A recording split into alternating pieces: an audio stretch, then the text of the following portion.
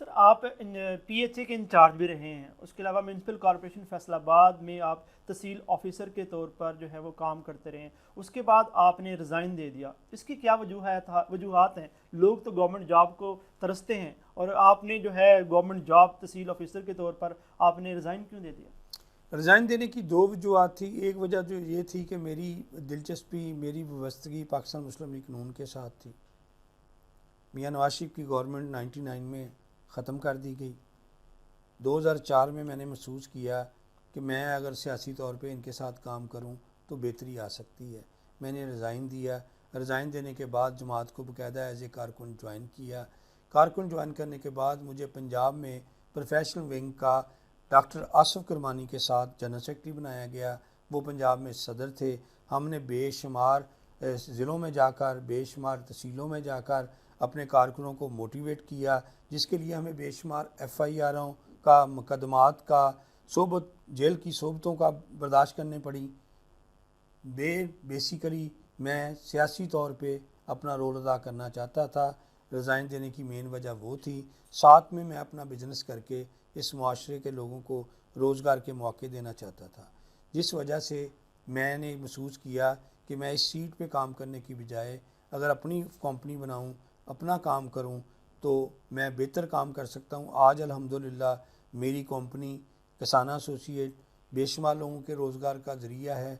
सैकड़ों घर उसके साथ व्यवस्था हैं। ये उसी एक दिन का जो फ़ैसला सही वक्त पे सही फ़ैसला किया था, उसका समर जो है वो आज मैं ले रहा हूँ। और हमने मुख्तलिफ़ मेयरों के साथ, मुख्तलिफ़ लॉर्ड मेयर्स के साथ, मुख्तलिफ़ कॉरपोरेशनों में, जेलम में, बावलपुर में, अटक में चेयरमैनों के साथ काम किया हुआ है। तो हमें अंदाज़ा है कि वहाँ पर आने वालों लोगों का ज़हनी लेवल क्या होता है, उनके पीछे माटो क्या होते हैं। तो इसलिए हमने रिज़ाइन दिया है कि कोई बेहतर कंट्रीब्यूट किया जा सके। सर अभी जो है लॉर्ड मेयर के का मीन के नेक्स्ट जो है उसके ऐलान होने जा रहा है कि इलेक्शन होंगे, तो मौजूदा दौर में, मौजूदा वक्त में, मौजूदा टाइम पीरियड में देखा जाए यहाँ पर MP MNs भी हैं और उसके बाद लॉर्ड मेयर के यहाँ पर भी जब वो अपनी पोजीशन पे आ जाएंगे, तो आप क्या समझते हैं कि वो इस लेवल पर जाकर डिलीवर कर सकेंगे और उनकी क्या जिम्मेदारी होगी और वो शहर की बेटरमेंट के लिए क्या कर सकते हैं? देखिए जी, हम पहले काफ़ी तफसीलन बात कर चुके हैं कि सियासी जमातों का अलमिया ये है कि वहाँ पर ख़ानदानी सियासत राइज है। मैं देखता हूँ एक आदमी है, उसके पास सरमाया आता है, उसका बेटा अभी एजुकेशन करके आया होता है, तो बड़े बड़े बोर्ड दिखते हैं शहर में कि फ़लाँ लॉर्ड मेयर, फ़लाँ लॉर्ड मेयर, फ़लाँ लॉर्ड मेयर। जबकि लॉर्ड मेयर का मतलब ये है कि उसने शहर की सिक्योरिटी, उसने शहर की ट्रांसपोर्टेशन, उसने शहर की बिल्डिंग बाईलाज, उसने शहर में होने वाली डेवलपमेंट, उसमें शहर में होने वाली हेल्थ फैसिलिटी, एजुकेशन फैसिलिटी, और उसने शहर में तकरीबन क्राइम जो है उसको कंट्रोल करने के लिए सिक्योरिटी कैमरास ये प्रोवाइड करने होते हैं।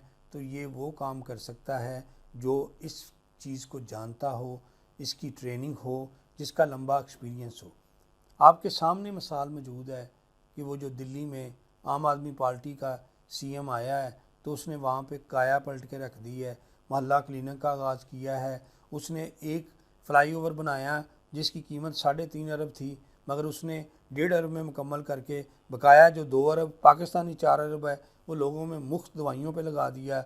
यहाँ पर सिर्फ पर्सनैलिटियों के लिए, अपनी वाह के लिए, अपनी टॉर के लिए कैंडिडेट लाए जाते हैं। मगर अब के बार जो इलेक्शन का सिस्टम आ रहा है, ये एक अच्छी पॉजिटिव बात है कि अब के बार जो है वो हर घर से वोट लेना होगी, हर बंदे से रब्ता करना होगा। तो लोगों के पास, अवाम के पास ये मौका बहुत प्यारा है कि वो अपना बंदा सेलेक्ट कर सकते हैं। अगर इस बार भी उन्होंने सिर्फ इसलिए किसी को वोट दे दिया कि थाने में इसने मेरा नजायज़ काम करवाया था, या इसने मुझे कोई छोटी मोटी जॉब दिलवाई थी, या इसने 1000-2000 की मदद की थी, या इसने मुझे ये फैसिलिटी दी थी, तो फिर वो अपने बच्चों के साथ वो जुल्म करेंगे जो कि ये कौम पहले ही भुगत रही है और मज़ीद भुगतेगी। आप मुझे बता दें कि लंदन के मेयर का जब इलेक्शन हुआ है तो वहाँ पर एक ड्राइवर का बेटा पाकिस्तानी मुसलमान जो है वो मेयर बन के आया है, उसकी क्या कैपेसिटी थी? वो ये थी कि वो नीचे पहले काम करता रहा, नीचे उसने इलेक्शन फाइट किए, वो इन्हीं शोबों में काम करता रहा, आज लंदन का मेयर बना। आपके शायद नॉलेज में नहीं है कि वहाँ पर गवर्नमेंट मेयर चलाता है, गवर्नमेंट एमपीए एमएनए या सीएम नहीं चलाते। आपकी इवन पुलिस जो होती है वो लोकल जो म्यूनसिपल कॉरपोरेशन होती है उसके अंडर होती है। लिहाजा ये जो निज़ाम आने वाला है, मेरा पैगाम है तमाम पाकिस्तानियों से कि खुदारा अब अपने आप को पहले बदलो। मुल्क तब बदलेगा, तब्दीली तब आएगी जब आप ज़ात बरादरी, आप कबीला, आप ज़ाती प्रॉफिट, आप ज़ाती फ़ायदे छोड़ के एक बंदे की सिलेक्शन मुल्क और कौम के लिए करेंगे तो ये देश बदलेगा, वरना ये देश पॉसिबल नहीं है कि बदले। जब आपके अंदर शऊर आएगा, आप एक बाशऊर पाकिस्तानी बनेंगे तो तब आपको एक जो है खुशहाल पाकिस्तान मिलेगा, अदरवाइज़ ये पॉसिबल नहीं।